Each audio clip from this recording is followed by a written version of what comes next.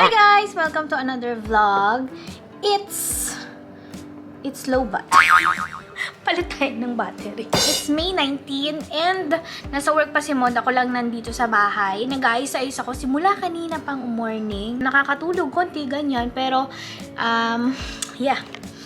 Maglilipat bahay na kasi tayo tomorrow. Pero, i-visit namin yung napili naming studio na para kay Mond. So, magdadala na kami ng few things para bukas, konti na lang, or yung maliliit na bagay. Alam mo yung mga condiments, ganyan. At least nakalagay na doon. Yung mga shoes, nandun na doon. So, yeah, i-check ko din yung room.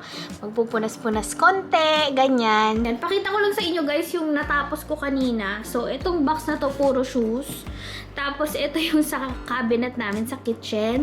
Lahat ng condiments. Naantay ko na lang si Mon para puntahan namin yung bahay. Tapos, sabi ko sa kanya, bili kami ng kurtina. Kasi itong kurtina namin na malaki guys, na hanggang ceiling.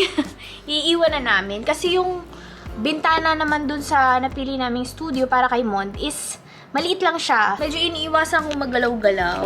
Although, ang dami kong galaw na ginawa ngayon. Kasi nag-aayos nga. So, nagpapahinga-pahinga na lang ako. May times na nagko-contract si baby, guys. And, pag nandito siya, laki na ng chat ko, 29 weeks na to. Pag umiikot siya ditong side, siguro nasi-stretch yung, uterus. So, siya, yung parang, wait lang, doon, umakyat ka muna. And umiikot naman siya, pero pag bumababa talaga siya, medyo masakit, na parang nagko-contract, na parang hindi ako makatayo. Dumating na yung mga pictures from photoshoot namin. So, lahat ng raw pictures is sinend nila, tapos pwede kong i-download. Kailangan kong pumili ng 15 pictures para for editing, ganyan, yung parang professional editing. So, ayan, andyan na si Monta. Lulu! Andyan na, daddy mo. Hi! Welcome to our house. Hi! We're here. Ito kami sa studio ni Mond. Ano siya dito? Parang ilalim ng stairs. Tapos ito yung kinuha naming gamit galing sa bahay. Yan, ayusin ko lang. Ito yung room. Empty pa, bukas na lang.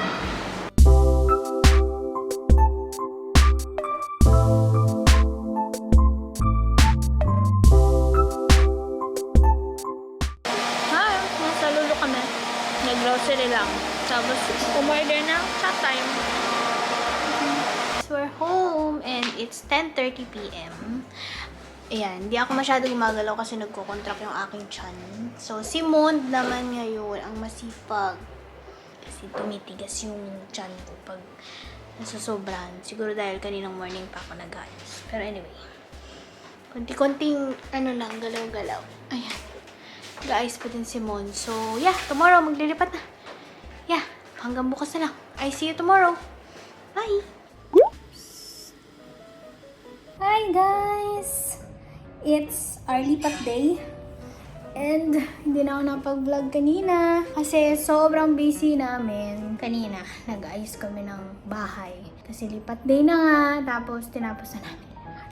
Pero bukas, babalik pa rin kami para maglinis. Kasi magwawalis lang, tapos alisin yung mga mancha, ganyan. Magmamap, ganun lang naman. Kasi medyo na linis naman na namin yung iba. Pakita ko sa inyo yung progress namin. Kaya guys, ang aming magulong room. So, iiwan na namin itong, ano nga tawag, cortina. So, ito na yung mga gamit namin. Yung ibang gamit is, nandun na, kasi nandyan na yung, maghahakot. And si Lulabs ay tinago ko dito. So, baka ma-stress siya, mag-isita tayo. Ayan, tumutulong sa amin, maghakot. Maliit lang yung dala nila. Hi guys! Nandito pa rin ako sa bahay. Ako na lang mag-isa dito kasi natin. Kasi second batch or second balik yung kinuha namin na magpipick up ng gamit kasi hindi kasha. Maliit na pick up lang kasi yung dala nila. Yung mga gamit pa na iwan, konti na lang naman mga yan, gaming chair and mga maleta. So ayun yung mga kalat para bukas, maglilinis pa kami. Nolu, wala ka ng malaking window. You'll miss our house. Yun nga lang, ang naging problema lang namin dito guys sa villa namin or sa room namin is madaming ipis. Nilagyan na nga namin dito ng ano eh, parang hindi sila makadaan. Tapos nilalagyan ko nung parang anti-cockroach. Pero siguro na-expired na or wala nung laman. Nakakapasok na sila. Ang maganda doon, si Lulu the cat is after siya sa mga kunin na nga natin to. After siya sa mga ipis. So, pag may nakita siyang ipis, minsan di yan matutulog hanggat di niya napapatay. So, ayun. Napapatay niya naman. Kaya yung mga ipis dito, hindi rin nagtatagal. Pumapasok sila pero pinapatay din ni Lulu. Kasi, yun ang trabaho niya. Laruin yung mga ipis ang gusto mamatay.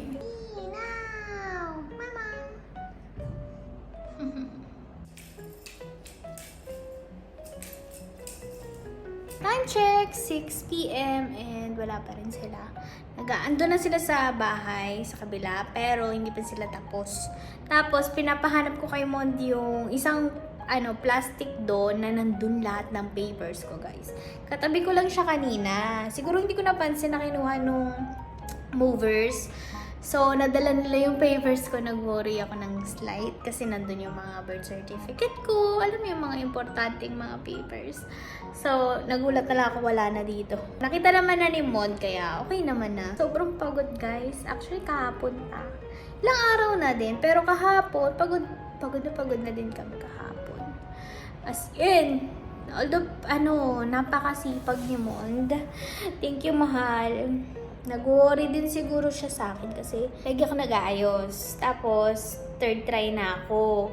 Tapos, syempre, ayaw niya na mapagod ako, ganyan. Nakikita ko naman kay Mon na ang sipag niya, na talagang ang dami niyang nagagawa, guys. Syempre, ako naman, gustong-gusto ko din tumulong. Worry din ako minsan kasi nga, malaki na si baby. Tapos, malakas na siya, guys, sumipa. May times na umiikot siya and meron siyang pwesto na masakit para sa akin. Tapos, pag medyo bumababa or medyo nagko-contract yung aking tiyan, humihiga ako. Sinasabi ko naman kay Moni, ayaw niya magbuhat, maglinis. Basta ayaw niya maggalaw ako. Kaya ngayon nakaupo ako ngayon kasi pagod na din talaga ako, guys.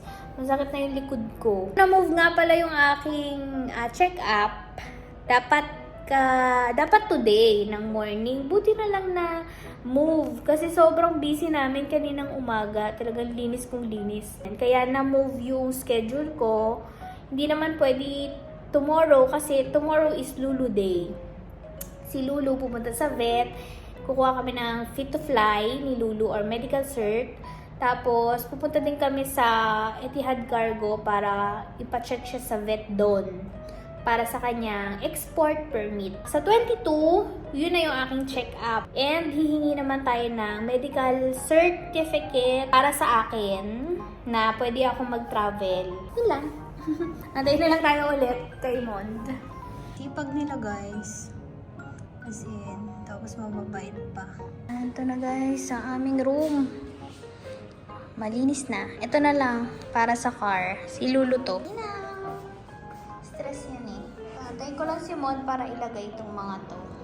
Tapos ito kasi lilinisin pa namin tomorrow kasi nagbasa sila dito kanina. So basa to, hindi namin malilinis. And pagod na din. Tapos ito mga basura. Bukas na yan. Babalik kami dito para maglinis. Hi! Ayan. Sinandun ako ni Mon. Then papunta na kami sa studio. Si Lulu nasa likod. Welcome to your new home, Nina. Let's go! Uy! Tatago. Labas na! May bago ka ng bahay. Dali, labas na ikaw dito, dali. Wala kang choice. Mag-explore ka din later. So, ito na yung magulo naming bahay, guys. Ayan. Ayan, maglalagay kami ng kortina later. Thank you, Lord. Nagkasya at thank you, Lord. May space pa. Pero, sobrang saktong-sakto to, guys, kay Mod. And mura lang siya. So, yan. Napakagulo lang talaga dito. pa kasi dami pang gamit. Di pa namin naayos. Lalo doon, di na ako makadaan, no? Iyan. O, diba? Ito yung stair sa labas. Maliit lang, no? Pero saktong-sakto to kay Mon kasi magpapabox pa ako, guys. So, mababawasan pa tong gamit namin. Actually, guys, dinagdagan na lang ni Mon yung bayad dun sa movers kasi mabait sila, guys. At saka masipag.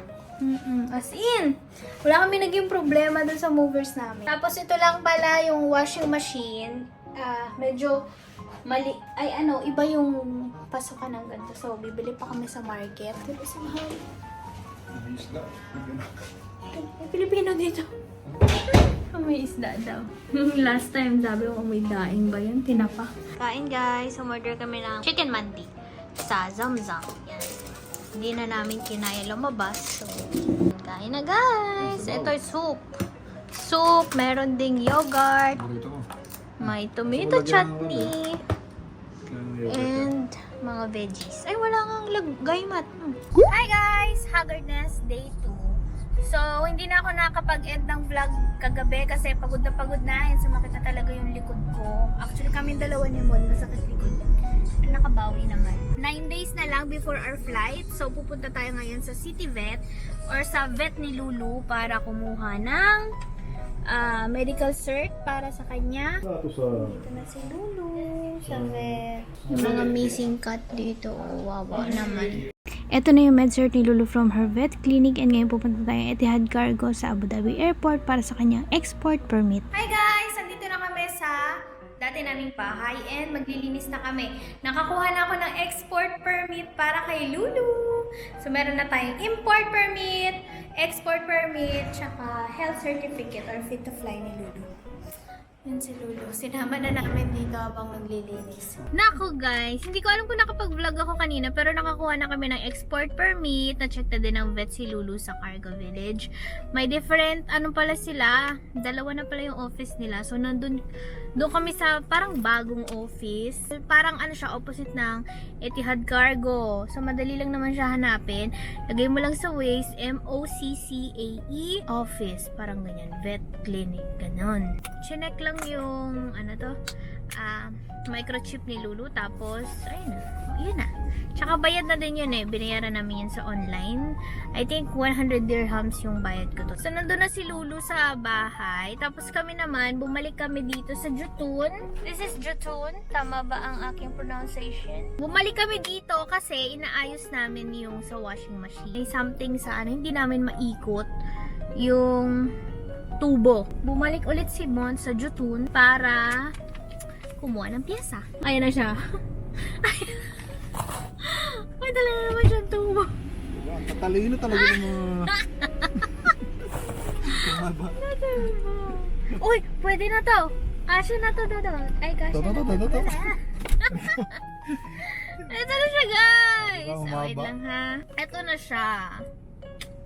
Galing. Kasya na. Ito lang siya noon, yan. Kaso, ito guys, itong malaking tong white, tumatama siya sa wall pag iniiko. Ngayon naman, binigyan naman nila si Mod na neto. Di ba lahat meron? Parang hardware. Itong Jutun. And now naman, punta na kami sa Forsan Mall. Doon kami magdi-dinner kasama si Jersey. Si Jersey galing pa yung Dubai. Yeah, siya ang kasama namin tonight for the dinner. Hi! Sinurprise nila ako. Yeah. Kala ko si Jers lang ang kasama namin Ang dami na namin. With the kids! Kasabot din pala to. Thank you, May, sa pag-organize. Ay, sino ba? Thank you, Jers. Thank you sa inyong lahat. Inutusan ko lang pa. Congrats. Without S. Pa kayo nag-confirm. I-edit daw nila. Hindi, kasi pinapakita niyo sa malayo. This nice, right? Nice. Madami. Nice. Yeah. Yes, oy. Congrats.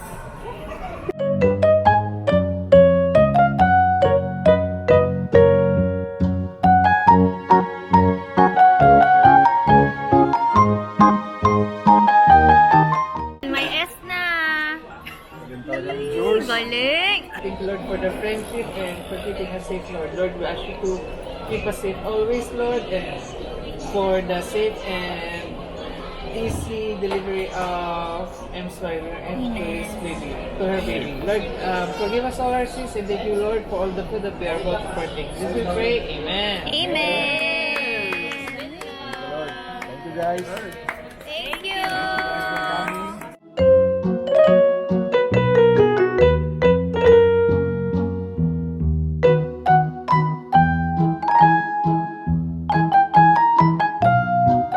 Hi guys! It's 12:05 and nasa bahay na kami, nakapag-shower na. Sobrang unexpected ng araw na to. Sobrang surprise talaga ako. Nagpaplano na pala yung aking mga co-workmate and friends. Wala, na-surprise ako. As in, wala akong ka-idea sa mangyayari.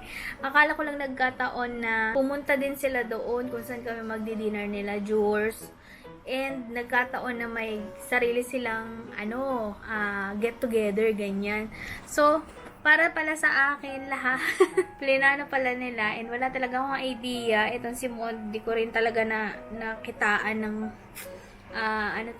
ng hints na may ganung magaganap. Kasi sobrang busy din namin, di ba? Sobrang happy. Thank you so much, guys, sa aking mga friends sa work. Sobrang daming babies kanina. Nakaka-excite. And maraming salamat sa mga gifts. Meron naman tayong gifts doon, guys. Itig para yun kay baby. Sobrang nakaka-touch lang talaga. Happy na nakabanding ko sila today.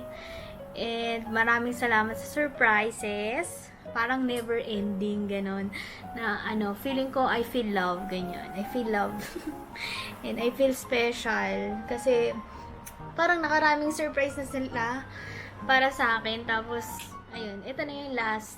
And, 8 days na lang. Kasi 12 o'clock na eh. 8 days na lang before my flight. And mag-good night na ako, guys. Maraming salamat, guys, sa panonood sa ating vlog. Sana nag-enjoy kayo. For sure, ako sobrang nag-enjoy. And yeah, thank you so much, guys, for watching. See you next time. Smile, share the good vibes. Bye!